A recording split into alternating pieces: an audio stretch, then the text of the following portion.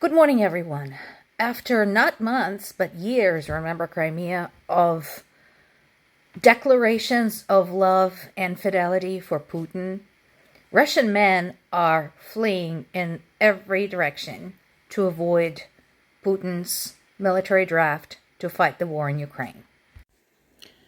They're running off to Finland. By the way, Finland, why are you letting them in? Hello? Finland does not exactly have a stellar history with Russia, so I would just close that border. They're fleeing to Georgia. In case anybody had forgotten, in 2008, Russia had barged into Georgia the way it had barged into Ukraine and hacked off 20% of its territory. So again, kind of surprising that those borders are open at all.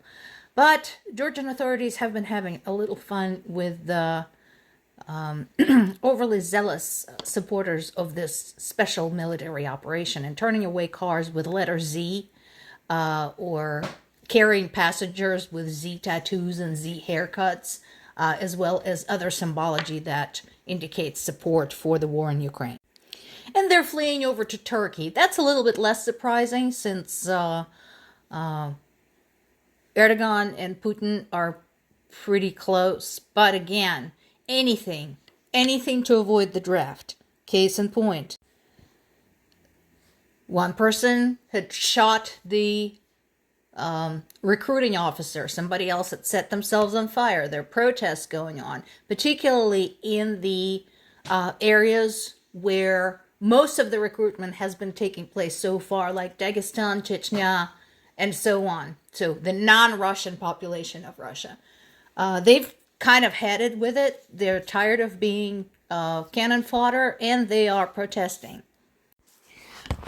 And, here's some of the rest of the news, all things considered, so to speak.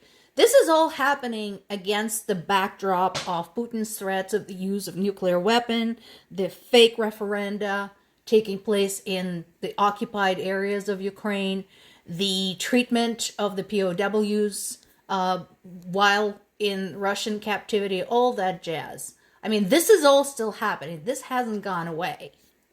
For those who want to go all mushy on me, oh, aren't you glad there are people finally protesting? No, I'm not glad, because they don't care about Ukraine. They're not protesting the war, they're protesting the draft. They only care that it might affect them. So no, I'm not glad about that.